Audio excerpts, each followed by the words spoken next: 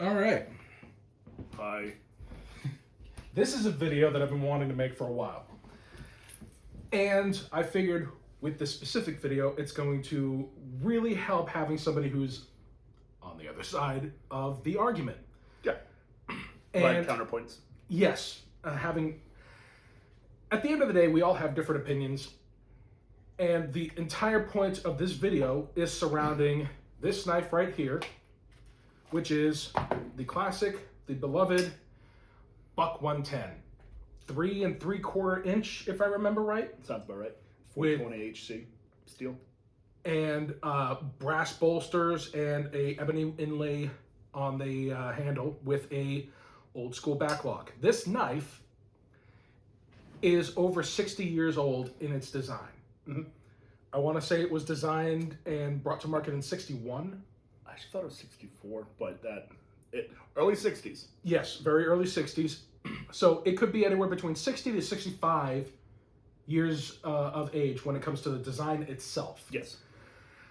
And there is no denying that at the time, this was an absolutely revolutionary knife. Positively. It's probably one of the few that came out to market in mass quantities that had a lock on it. Mm-hmm. And again, for the time, it is very high quality. The knife steel itself, back in the day, was very well thought out. They've been using it forever in most of their knives. Buck has been using 420 HC. They did. I kind of wish I had researched this one a little bit. They did use a different steel to start with. Okay.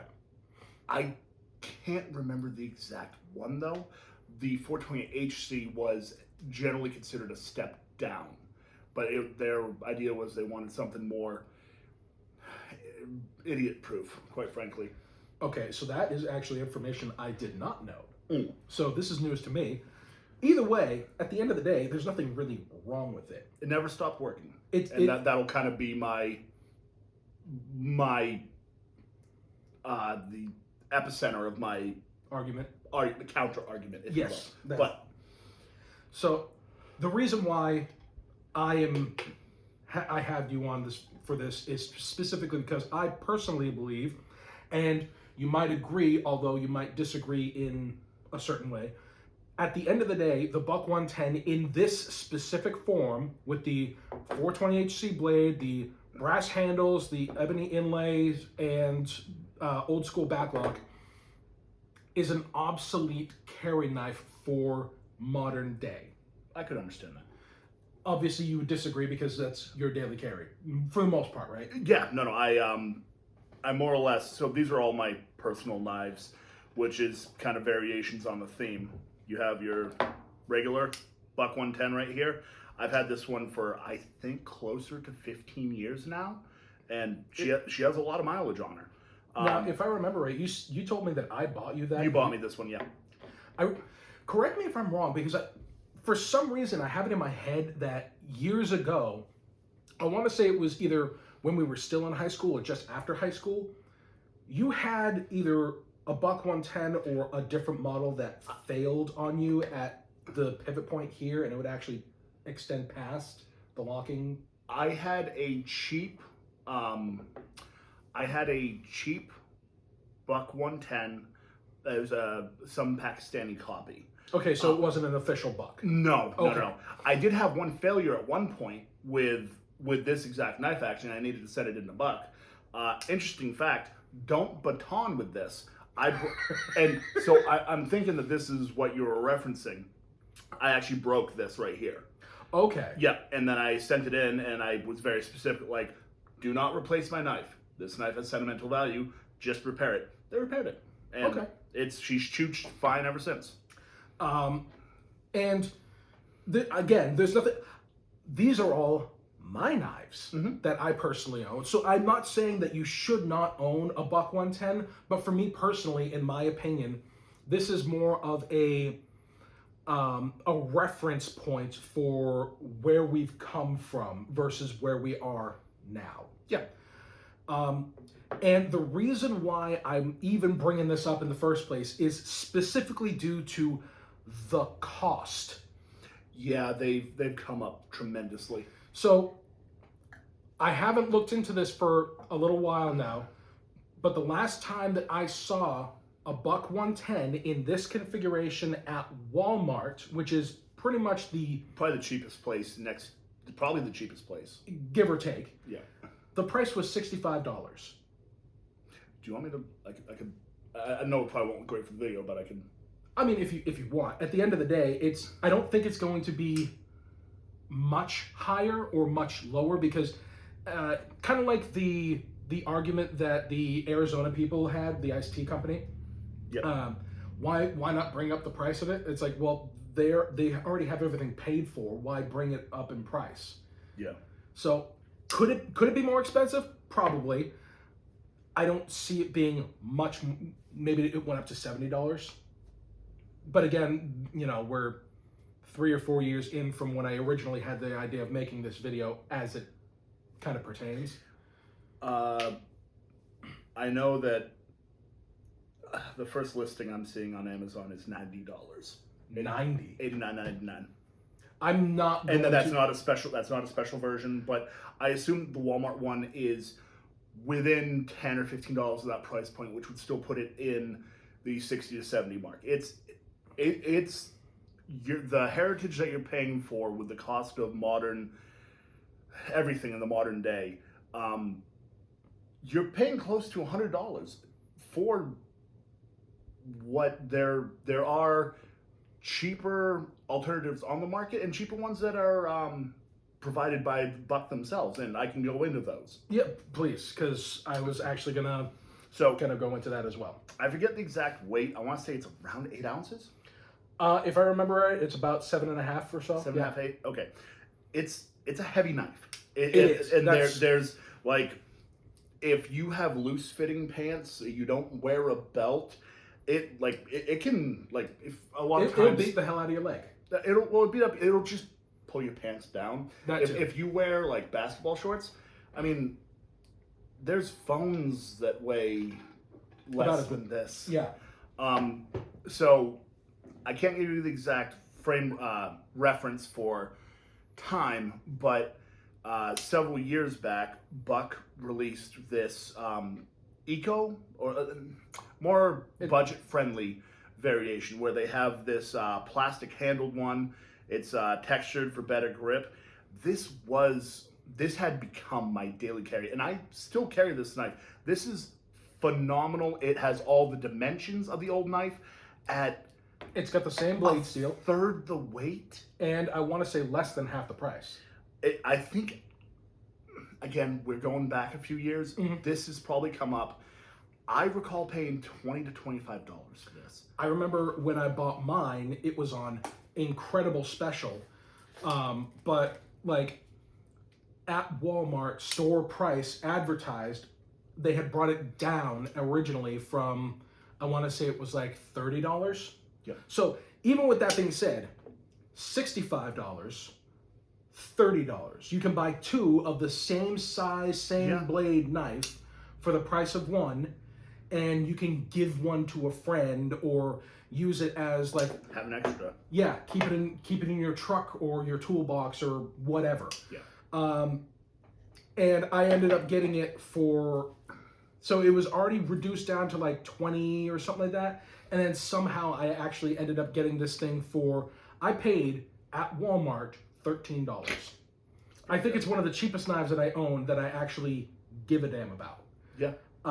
It's relative. It's genuinely very well executed for what it is. And not for nothing, because no matter what, I will never say anything bad about the leather pocket sheath that the original comes with. Yes. It is nice. It is very good quality. I want to say this one's made in Mexico.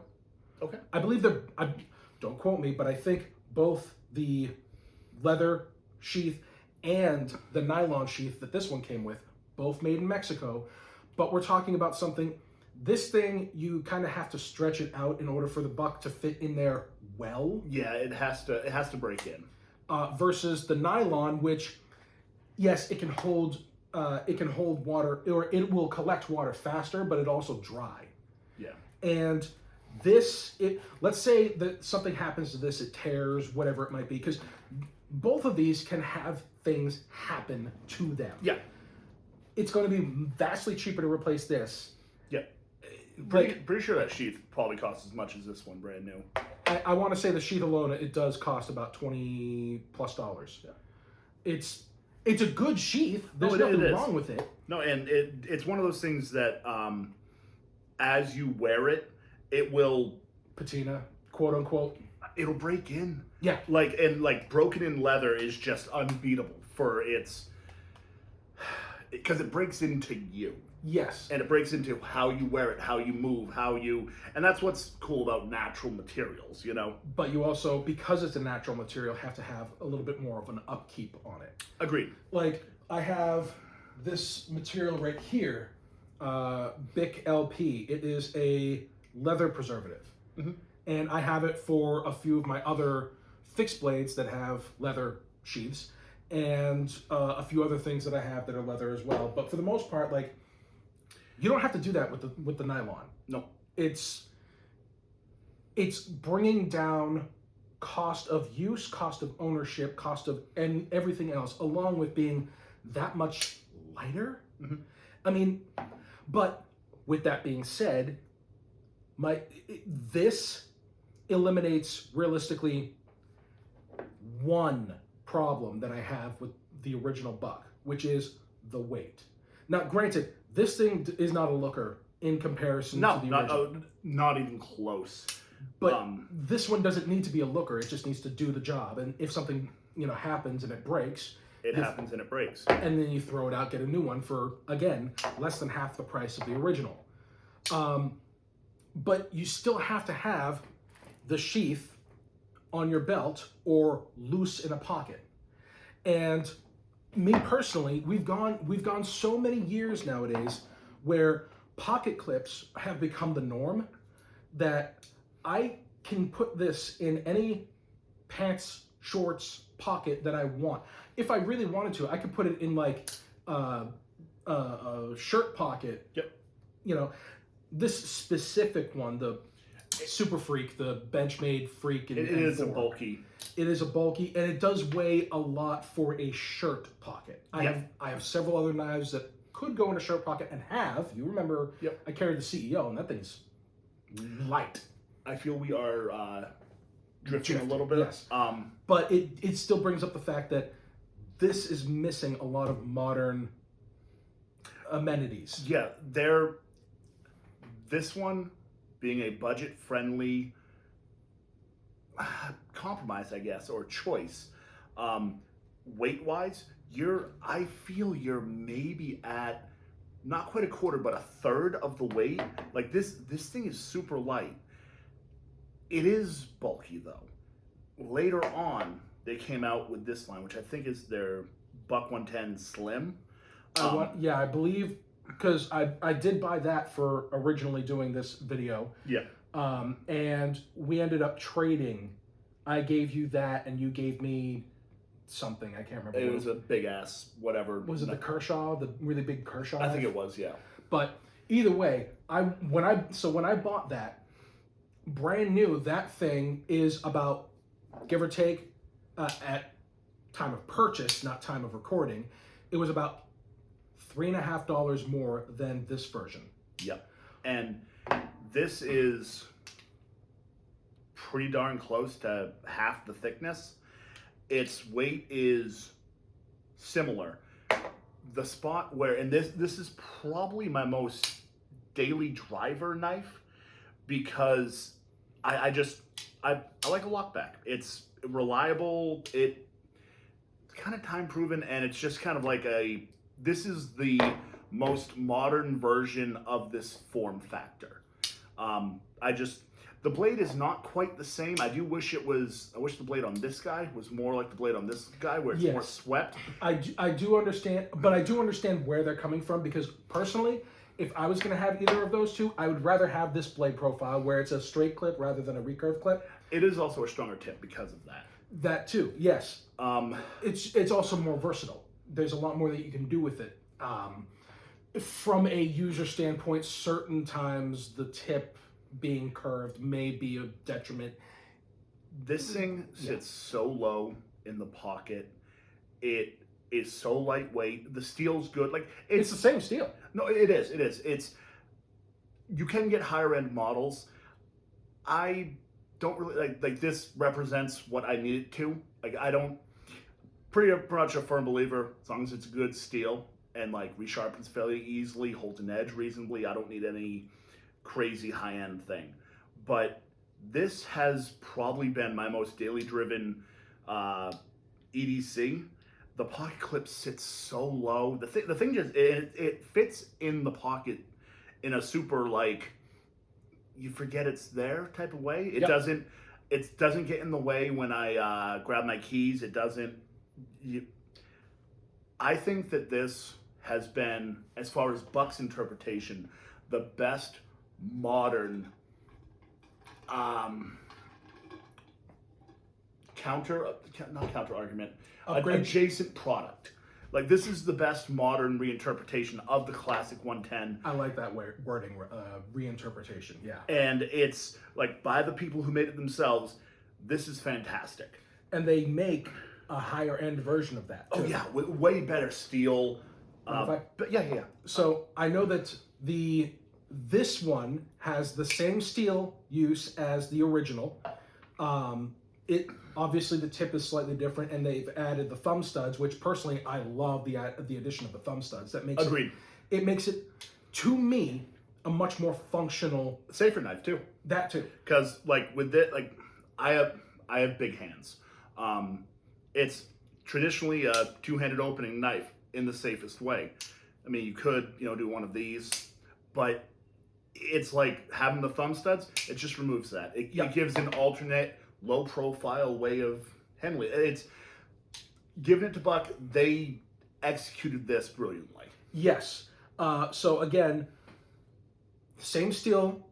I want to say the handle material, which is I want to say just an overlay. I don't know if the material is covering over like a steel Frame. I'm not sure. It's possible, or it could just be straight up plastic. To be quite, I mean, this one's straight up plastic. Yeah. And maybe it's glass reinforced or something like that. So it's not quite. Actually, yeah, it's just plastic. Yep. So it's probably glass reinforced or fiberglass reinforced, whatever it might be. But the fact that it is thinner, one-handed opening, and has the pocket clip is great. And then they have the next step up, which replaces the plastic with G10. Yep. And I want to say it's an S30V blade. They do offer the S30V is their most commonly higher end steel. It's good steel. Oh, it is. It does the job. Oh yeah. But I've seen limited runs of D2. I've seen runs of 154 CM. Some of the it's more of a high end, like we produce 300 of this knife. Like you'd see some like high end stuff. Yeah, I've seen that they make. I want to say it was a couple of years ago. They made one that had a drop point and a very intricate looking. I want to say it was a layered G10 handle that had sculpting within it. It was very gorgeous, but for $500, I said no. Let's pull back to topic. So, what's you haven't shown any of your counter argument yet. So again, I'm just specifically talking about how I feel like this is an inferior product for daily carry use, and that's where these knives come in. Yep. So one thing, if you wanted to carry around a knife that is a similar size, but much more modern, Spyderco has had multiple versions of frame locking knives in their catalog for decades. This one is not one of their standard ones. This one's a fairly new one. This is the Stretch 2 XL, but it's the only one that I have as an example, because the closest example to this that they've been making for many years is the Endura which is a Japanese-made knife that has, you can have it with either, I want to say stainless steel thin handles, or you can go with plastic, kind of like this one, but they have a steel frame with the plastic on top. They have, sometimes they have runs of wooden handled knives that are, again, there's a frame on top of it. So but the thing about it is, this thing is effectively the same as this, but even more usable. Yep. So the blade itself, granted, I know that Spydercos are really fucking ugly, but I've kind of grown to love the form of it. I don't know why, but it is ugly duckling kind of thing. Yes, but just like that knife, it is able to be carried both left or right side, but you can also have it so that way the tip is either up or down in the pocket.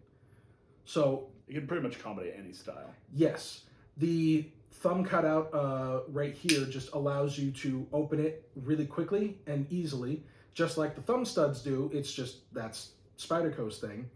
But the thing that I love the most is the fact that they have that mid-mount, the mid-mount release for the lock. Yep.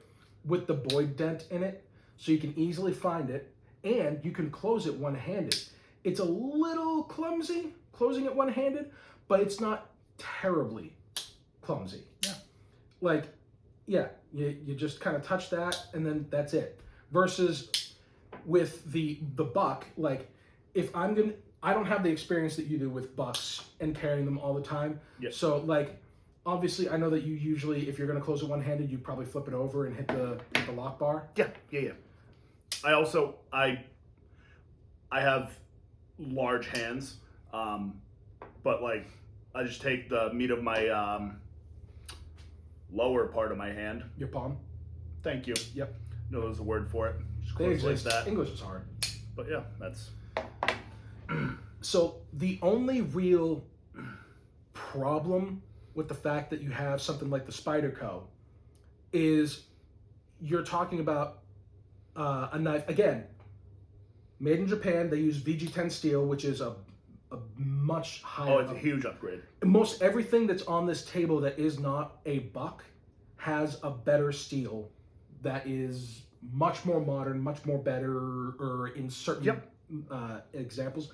But we're still talking about a company that makes high-end knives. And this thing, while it's thin and can slice really, really well, we're talking about a knife that is more expensive than this by almost double, if not more. Ooh. Yeah. But they also do make far more budget-friendly knives as well. Yes. One of their most well-known, whose name off the top of my head I can't recall. Yeah, I don't know the lineup. They have one that is about the same size, but it's a liner lock. I wanted to stay away from the liner lock version, just so that way it's a little bit more like 1-to-1.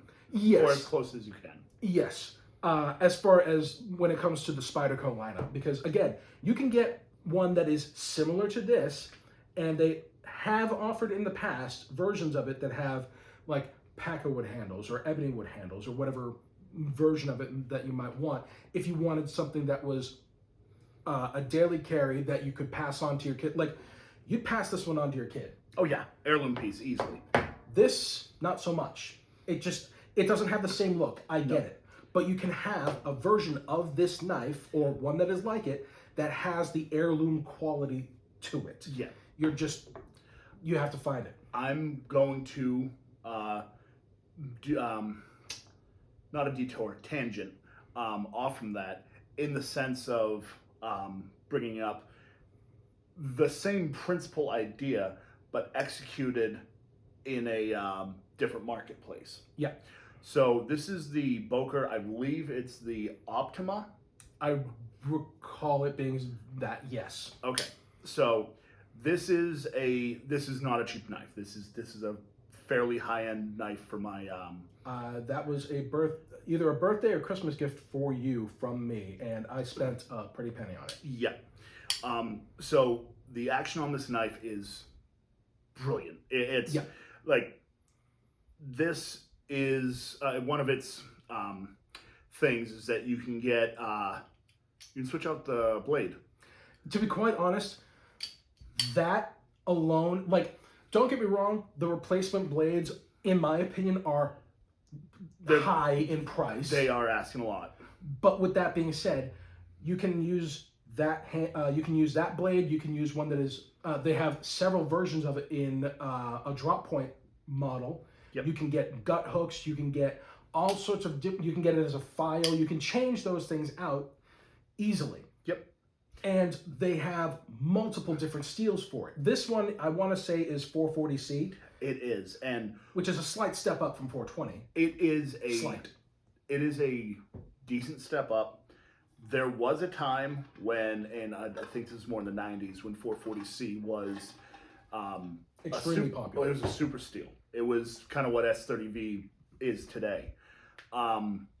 Newer things come out. Doesn't mean the old thing stops working. There's just newer things with more marketing hype. 440C isn't sexy anymore. MagnaCut is sexy. Crewwear is sexy.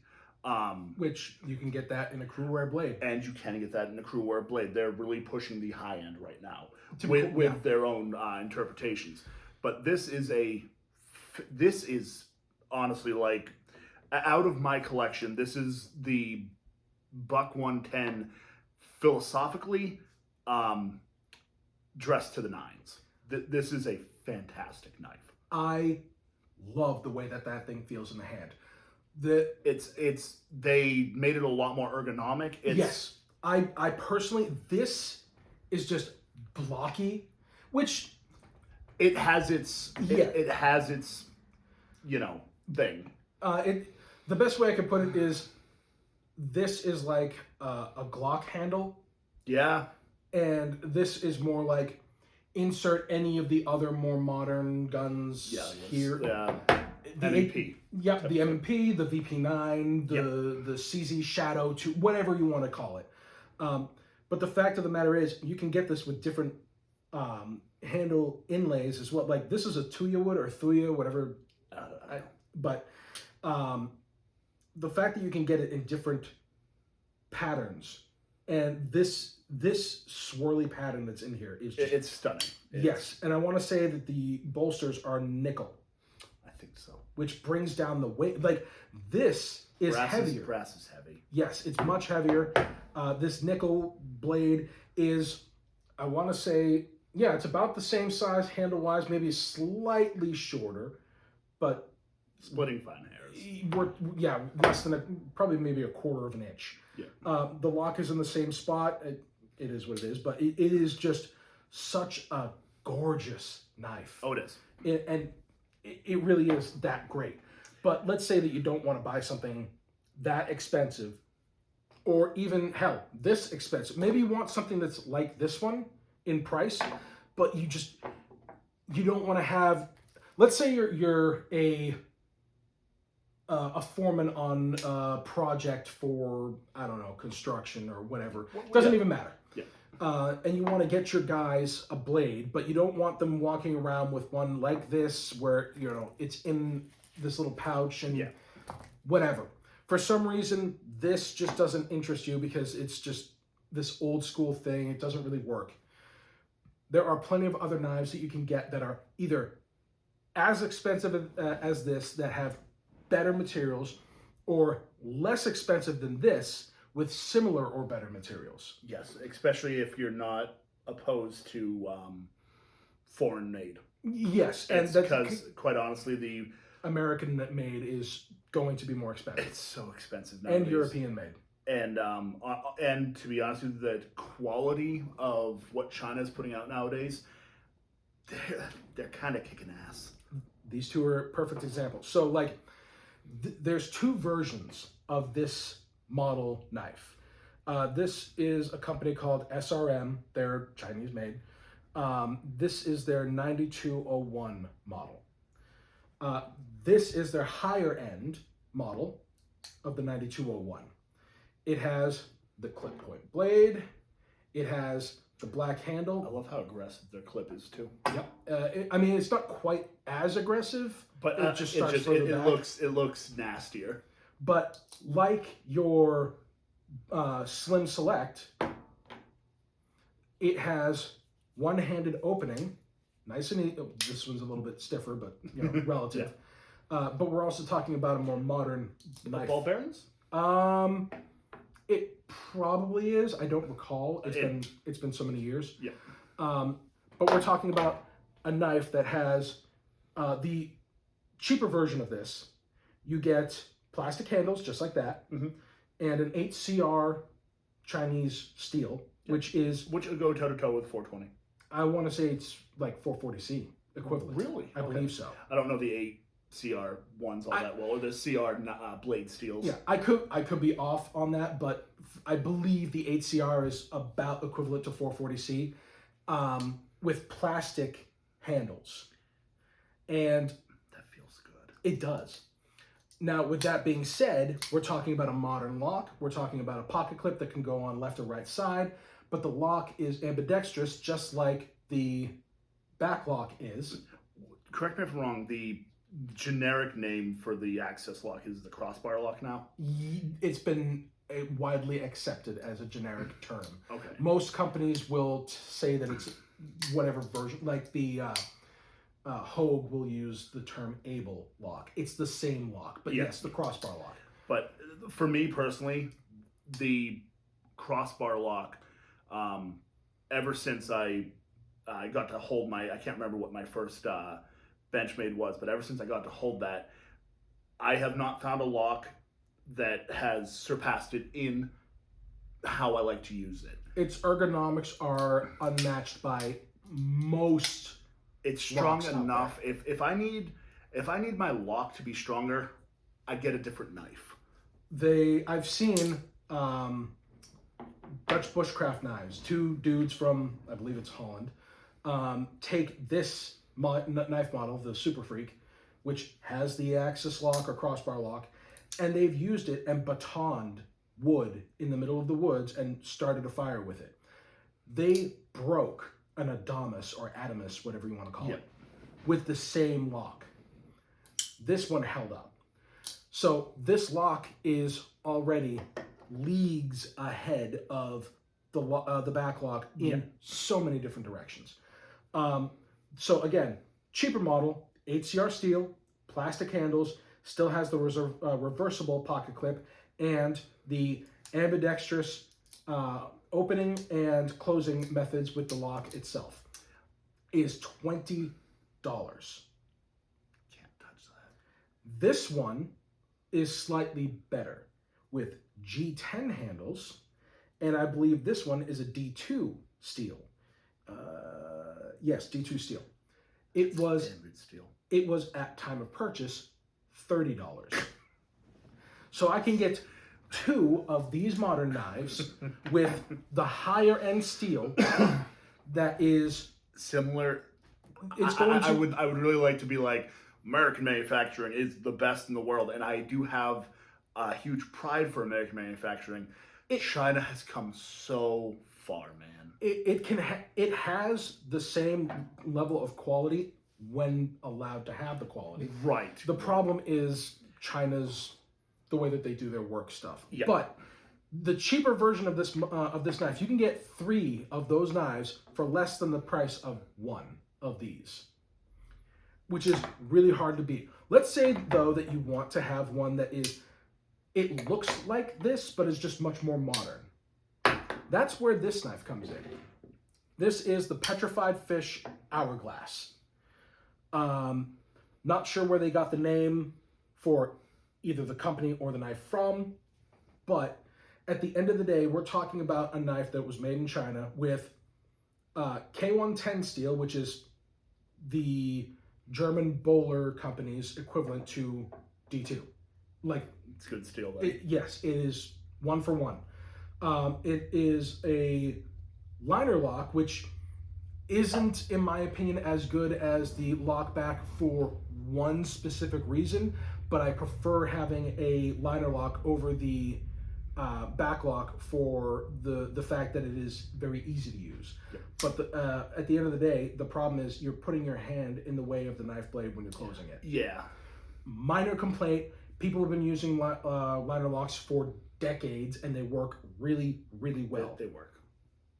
but then you have the wooden handle. I don't remember what it is. Doesn't really matter. And I thought that this bolster was aluminum when I had first looked into them. Turns out this bolster, so I thought it was anodized aluminum. Yep. It is anodized titanium. How much did that one run? $65. The same price as the Buck 110. It is a very similar size, anything and everything. It has a clip point. It's much more like your Slim Select clip point, where it's a straight clip point, but it has a massive belly on it. It is much lighter. And correct me if I'm wrong, these are ball bearings, right? Yes. Because this thing just flies. Yes. It's a monster slicer. And again, I have pretty large hands and it just fits. Yep. This is a great size knife. Yep. It's not too much, and that price point is fantastic. Now, obviously, one thing that this one doesn't have going for it, and I'm sure you can appreciate the fact that this thing is winning, that the 110 is winning against this in one specific way, which is the fact that this is a very much right-hand biased knife. Yeah, there is a certain amount of ambidextrousness to the 110 that has, because I'm a lefty, I usually carry my knives in my right Right pocket. Thank you. But yeah, this is a very ambidextrous friendly knife. And this one is not. Although you can fairly easily open and close it left-handed. It's just carrying it is a little bit of a problem. At that point, honestly, for me as lefty, if I carried in the left, I would just remove the pocket clip and just have it literally sit in my pocket. Yeah. We're probably getting a little long in the tooth. I'm okay with that. But, rock and roll. Yeah. That guy. So we're going from cheap Chinese, which these work plenty well. Yeah. In fact, in a way, one could argue that these have even more superior steel than this one, to a point. But this is a much more refined and economic version of the higher end version of that knife. Yeah. So again, the higher end version of this knife has S30V steel with G10 handles. Otherwise, this is the same exact thing. It has the thumb studs and the pocket clip, which I believe, is reversible. So you have that ability to be a higher end knife. And Buck, I believe, offers it, last time I checked, was around $100. Maybe it's more, or 110, I think. It could be more by now. I mean, last time I checked was, before the war in Iran, so who knows how much more expensive it is now. But this would be an equivalent to the higher end version of this one, which is the Benchmade Tagged Out. It is a hunting version of the Bug Out. It has the clip point. It's a little bit smaller in size overall. Yeah. But when you're talking about the amount of belly that this thing has, where this one is lacking, we're talking about a comparable amount of blade edge overall. But at the end of the day, this is probably the lightest knife on the table. It is like it's actually kind of deceptive when you pick it up, because it feels wrong. It's so light that it's like fucking boat anchor versus this. It's so the thing with this one in particular, for me, this is my EDC every day, with exception of when I'm rotating stuff in. I looked at this, what's the name again? the Tagged Out. The Tagged Out. I looked at this knife as the ultimate Benchmade directed effort of making the ultimate version of this. I believe the higher end version of this is the Slim Pro. Slim Pro. Because the really high end version of theirs that is like the modern version of this, I believe, is the Sport. It's a Heritage Slim. And then they Now, Select. that brand new one, yes. But this right here, as far as, because this is an evolution of the 110. This still has, again, my favorite lock in the world. This thing feels like of the examples we have, this is like the best of the modern interpretation or alternatives. Specifically for the Slim, though? Uh, Because I know... you could, because the lineage would be that this is a modern interpretation of this, and I'm saying that this is even further along the line. So yes, because for me, like, I would almost classify these two in their own similar category, but this whole conversation, argument, counter argument, is like... And that's why it's so much lighter, too. Is this viable in the modern day? Which, in my opinion, and again, you probably disagree, does it work as a knife? Yes, it does. Does it make sense to carry it over anything else here? In my opinion, no. But that's just me. So you have, sorry. No, please. You have this version, which is, this thing is just over 2 ounces. Yeah. With plastic handles, sure, whatever. And a 154 cm blade. That's a good steal. Which 154 cm is supposed to be a direct lineage increase in performance from 440C. That is, it is a direct correlation. It is supposed to be 440C, but better, directly from whoever made 440C and 154 cm, which I believe was Crucible. Could be. I know that I'm fairly certain Crucible made 154 cm. 154 cm, Crucible Metallurgy. So yes. Well, I could be wrong, I but at the end of the day, this thing is extremely light. It is extremely practical. It is not, however, extremely affordable because I think nowadays this thing is sitting north of $160 to $170. But it is, again, better overall to carry than a Heritage 110. Mm-hmm. That being said, you could also say the same about the Crooked River. Yeah. And this is the most expensive. This one, I believe, is on par or maybe even more expensive than the Optima. I could be wrong. So this would be my middle ground where I'm like, I want a 110, and I'm not afraid of weight because it's actually it's a bigger knife overall. They do have a smaller version of it. So the Crooked River has a 4-inch blade. They have the mini Crooked River, which has a 3.5-inch blade. So overall, it will be smaller, but it's still, either going to be larger or smaller in comparison to the Buck 110 overall. This is for my mileage, and again, I'm biased towards this lock right here. It's also, there are Buck 110s that cost as much, if not more than this. This is a high-end knife. This is not a cheap knife. I want to say they're running close to $400 nowadays. They're running $400. Close to. I don't think they've actually gone over that. Oh, I thought. Don't quote me on that. Okay, yeah, okay. But I know it's north of $350. Okay. To be fair, I didn't buy it. It was a gift. I believe I also bought it. There's a theme. You bought me that Boker knife, so I'm cool with it. Oh yeah. Yeah.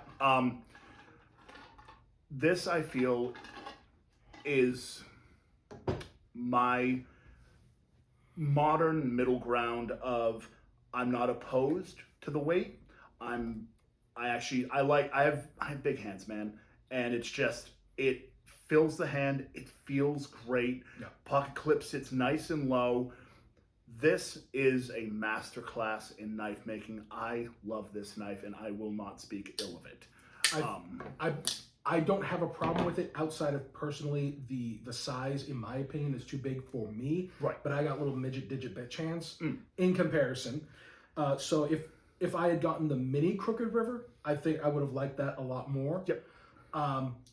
I'm not going to say anything bad about the knife because at the end of the day, we're talking about a knife that has, I believe this is S30V. It is S30V. It has the wood along with I want to say this is either aluminum or titanium. I don't think it's nickel. No. And that modern lock with the reversible pocket clip. This is the closest example to a true modernized version of the Buck 110 that makes sense. Because again, the 110 Sport that has like the actual nickel bolsters, the micarta handle, and the S30V blade with the thumb studs, and it's the same dimensionally as this thing. Really cool knife, but it still retains that old, back lock. Yep. So no matter what, you still have to either close it two-handed or, kind of play around with it in order to do it one-handed. Whereas this thing is just simply, it's done. So it's got a modern lock. It's got modern amenities. It's got modern, what's the word I'm looking for? Form factor, but materials. As far as S30V, which in itself was one of the first knife super steels ever made for originally. Chris Reeves Benza. Yes, Chris Reeves, and this is back in the 80s. Now, S30V and S35VN are the budget super steels. So, I want to bring one up because it's the last one on my side that hasn't been brought up. True. I was going to bring it up already, but you beat me to the punch. So, for decades, people have been modifying their Buck 110s to make them a automatic knife. Automatic? Yeah, that's all. Okay. Buck then came out with doing this would void your warranty. Buck then actually came out with their own version.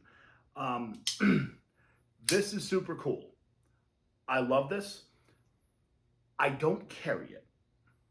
And here's why. I did carry it at first. But what happened is I had a handful of times where this is sitting in my pocket and my keys fall into it. It doesn't take a lot of pressure to, it's a reasonable amount of pressure, but not like there's not a large amount of safety. There's not a large amount of actual play that you need to activate the release. So it opened up in my pocket a handful of times. I had a couple of pants that I think one or two shorts that I had to toss because it opened and then I moved and it's but thankfully no injuries occurred. I'll grab myself. This really needs a holster. At some point, I imagine that they'll come up with a design that would actually allow you to have a built-in safety or something, or that might just be a completely different design that's needed.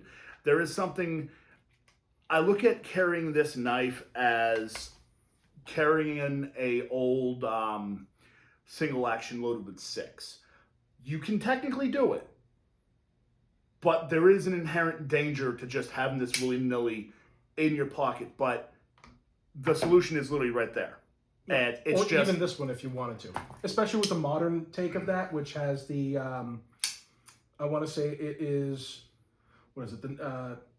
They have two versions of the auto. There's this version and then the higher end sport one that they have the nickel and some other stuff. It's still mechanically the same function. Exactly. Yeah. But either of those, no matter what, it's just there's not a large amount of play that is required to activate the release. No, and there's no safety. There's no safety.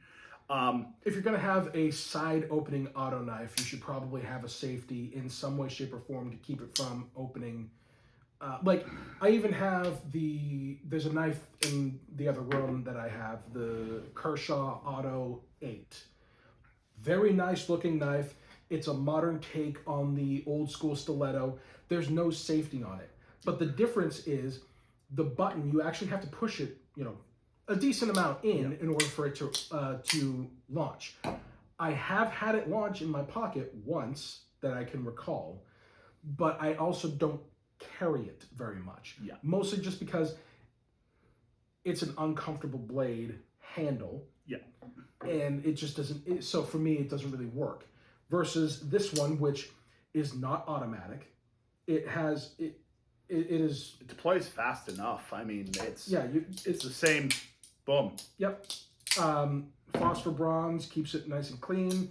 You throw a little bit of lube in there and it's all set. You don't have to worry about, yep. And again, ambidextrous lock. You can swap the pocket clip from one side to the other. Ambidextrous deployment with the thumb studs. I have no understanding. Again, this is still a really expensive knife because it has a majorly high-end super steel in here that will hold its edge forever. Yeah. In comparison to 420 HC. Yeah. Buck has done a lot with their 420 HC for the amount of years that they've been using it. It works for them. I don't want to have to, because you want more from your steel. Yes. And that requires a higher end steel. Unfortunately for Buck, because this is my daily carry. I've carried a lot of these. I've carried this one. You can see from the pocket clip wear. Yep. I've carried that one around for a while.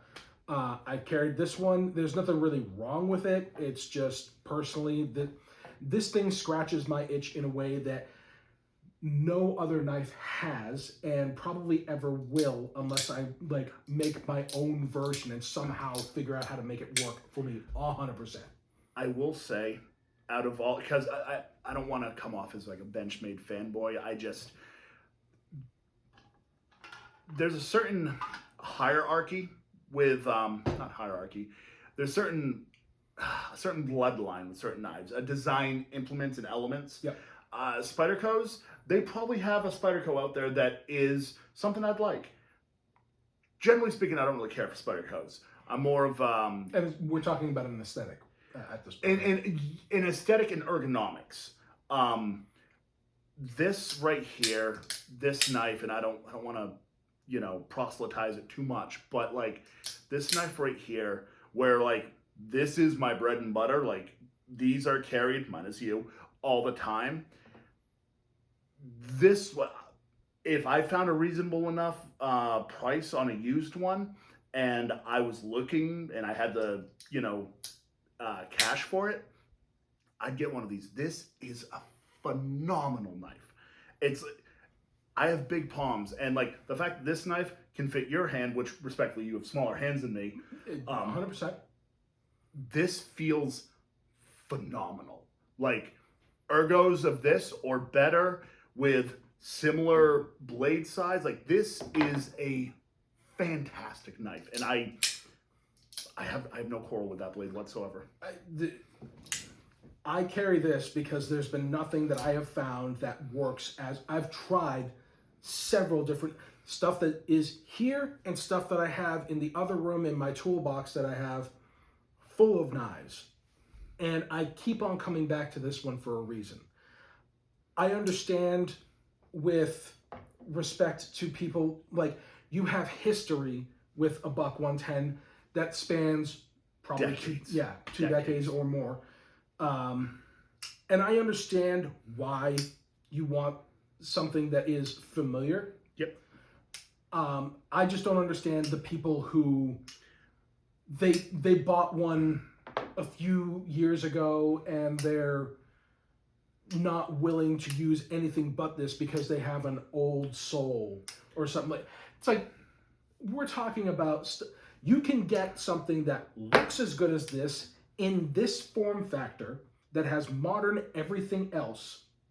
It looks and works just as hard, if not harder working in comparison, just due to the fact of the steel difference alone. Yep. You have something that you don't need to have a specialized thing. Carry system. Yep. It literally, you could just throw it in your pocket. It weighs about half to a quarter. Depending on what you... Yep. I mean, because this thing weighs almost 8 ounces. This thing is almost 2. And I want to say the Slim Select that you have, I want to say that one's around 3.5. I think that's in that ballpark, yeah. And I can completely respect your point of view because your point of view isn't wrong. In defense of what is my favorite pocket knife, it never stopped working.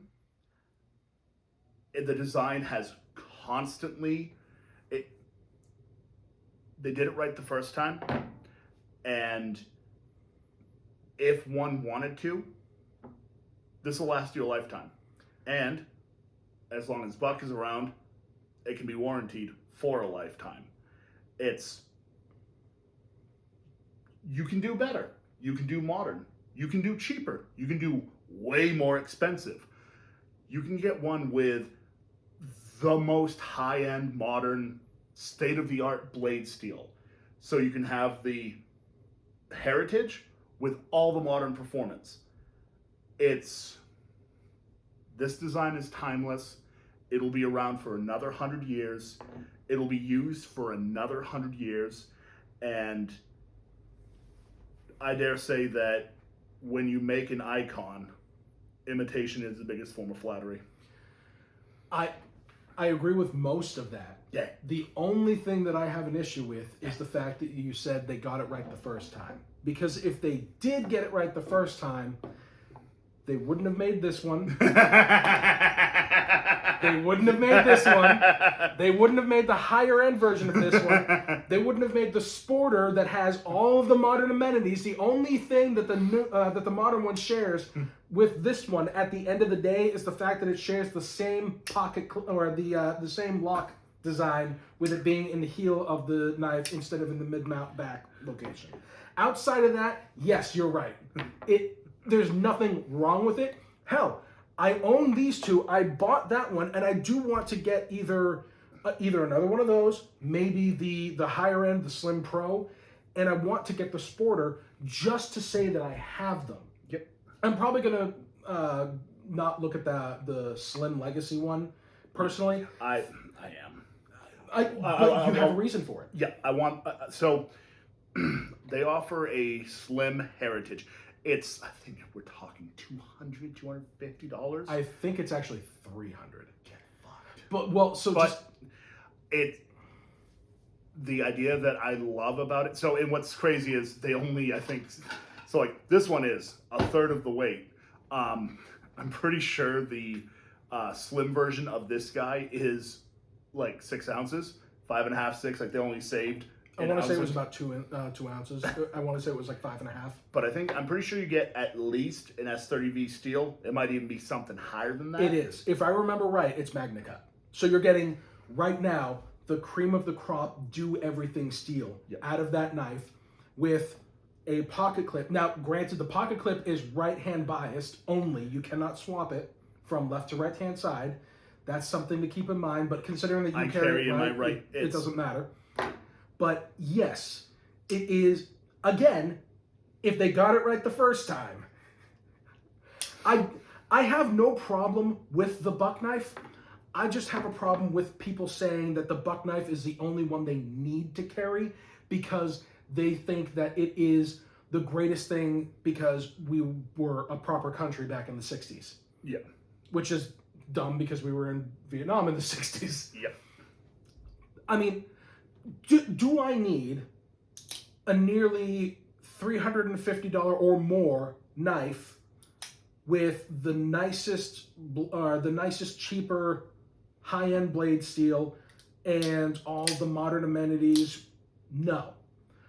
But I'm a collector and I like collecting knives because they're pretty, and I want to be able to, at some point down the road, maybe look at trying to design my own knives and who knows, maybe do my own knife company or line that I work with a company with. I don't know, but I just like knives. I'm never going to say you shouldn't own one. No. I'm just saying that outside of... There are other options. And that's kind of the crux of the argument is neither of the perspectives are incorrect. There are, and especially with the complete, like, quite honestly, China stepping up its game in a lot of regards. There's quite a few higher end companies that sell knives in the country that have the knives made in China and imported over.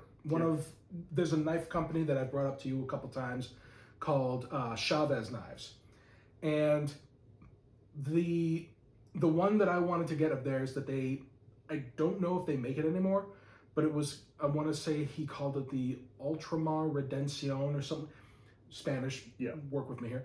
But it was a frame lock knife, 3.5 inch with 20 CV steel, and the frame lock cut out was one of the thinnest I've ever seen on a frame lock knife by a long shot. We're talking like maybe the thickness of half of an angel hair noodle.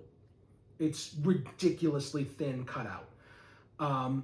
And then there's companies like We Knife, Artisan Cutlery, and many, many more. Civivi, I think. Civivi is actually the mid-range or budget brand of We Knife Company. So Excellent. yeah, I know. We Knife Company makes a lot of really high-end knives, and they sell for about half the price of a knife that would be made in America with the same product, with the same resources. Yeah. So they make some really good stuff nowadays, and it's unfortunate that China has gotten to that point where now it's getting to where you can't buy really good high-end knives from American-made companies without spending almost $500,000. Yeah, I mean, again, that new Legacy slim version of the Buck is $300 for effectively a slim version of this with a pocket clip and the most modern knife steel there is. Yeah, and it's now, again, I know there's scales with this. There's different product lines. It's Buck, Benchmade. Like that's how Benchmade was always like not semi-custom, but like a substantial step up in quality. That's hence they've always demanded a high price. I want to say for many years now, there hasn't been a knife that they have offered for less than $100 or even $120. Yeah. And we're talking for about a decade. I don't know if they still make it. I think they do. The Griptilian is probably the cheapest knife that they make. And they've made it for so long, and it's got such a history that's what it is. But we're still talking about a knife that back in the mid to late 2000s was, $90 for probably about this quality of knife with a semi-rubberized handle for grip retention. Yeah. And now the cheapest knife that they make is probably still the Griptilian if they still offer it, or it's going to be the Bug Out, which is still sitting at like $130 to $140 for the non-CF Elite version, which has the carbon fiber reinforced handle. I feel we have covered. I think we have at this point we're kind of straying, which is fine. Yeah. I just having this little conversation in a way that it's a dialogue. Yes, and it's not a you're wrong because of this or that. It's not like both POVs are completely valid. It's except for the part where carrying a Buck 110 is viable nowadays. Well, to each their own. I'm entitled to be wrong. I pay my taxes. True enough. I hate the people who are entitled enough to say, "Oh, it is the only option to carry because blah." Yeah. One of the guys that I used to work with, he only carried one of these because he didn't understand why somebody would buy something like this knife because it was too expensive. It's like, and then I've also seen this guy over at some local gun ranges with guns that are much more expensive, handguns, much more expensive than what I carry or use on a daily basis. It's like, this thing is supposed to be in your pocket every single day. You're going to use this more then you're going to carry, or then you're going to use the gun. Why would you not want to have the best thing that you can have in your pocket? Well, I don't want to pay that much. Because there's valid arguments on both sides. I would But disagree. there's hypocrisy on both sides. Yeah. I don't know. I have my opinions because I'm a knife snob, obviously. But at the end of the day, if he was given something like this for a birthday gift, I would defy him to tell me that this is a worse knife in comparison to the Buck 110 overall. I defy him to do it. The handle is more ergonomic. It is lighter. It is safe to open and close with one hand. Everything about, and if you use this enough and you have to sharpen it every single day, after a very short amount of time, that blade is going to get worn down to the point where it's no longer usable. You got to basically, it's going to make it to the point where you can. I understand. It's, well, there's no need to go into that tangent, but we're good. So, having something that the edge can last a long time, as long as you're not abusing the knife, Right. to me, seems like a sensible thought process, which is one of the reasons why having something that looks as nice as this, with the ancient, by comparison, technology, compared to pretty much from within this area right here, to me is just odd thinking to turn yourself into a champion of the knife. Yeah. And all due to the fact that I don't think a knife should cost that much. Everything goes up in cost. Yep. I believe he even told me that if anything happened to his, he would not replace it because it's not worth buying for $65. Well, if it's not worth buying for $65, what is worth buying for $65? Type of person who should have a razor blade. Pretty much. Yeah. But I want something that can fill the hand. Then you have to start paying. Either that, or you have to start buying Chinese. And if you are one of those champions of America forever, then you need to start looking more modern for something that's going to last longer, as long as you're not abusing the blade. But Right. that's just me. That's my tangent. If you use your knife as a sharpened pry bar, there's better options. A knife is the design of a knife is to cut. If you're using it to do anything other than cut, It's a user error, not a knife error. you should have a multi-tool. Yeah. Buy an old Leatherman. They use the same steel. Yeah. It'll work. So that's just my opinion. Obviously, we Differ.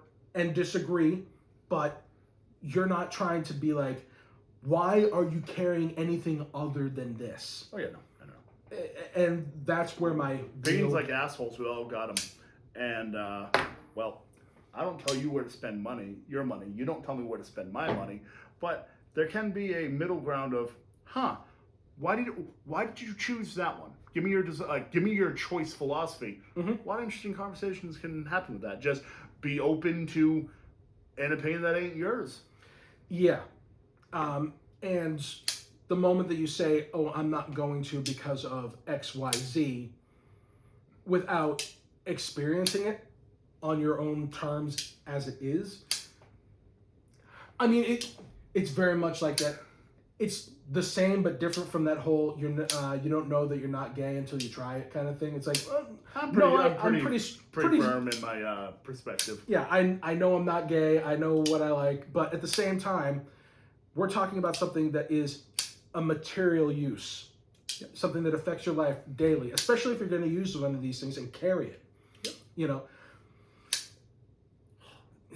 So the action on it is, Stop. they nailed it. Like, there's a little bit of recoil in the hand when it goes off, and it feels good. I do want to bet the majority of the reason is because it's got so much weight to it. Oh yeah, no, that it just doesn't move. the spring's strong, and the blade's a good chunk of steel, and it tickles a part of the tism that likes the mechanical.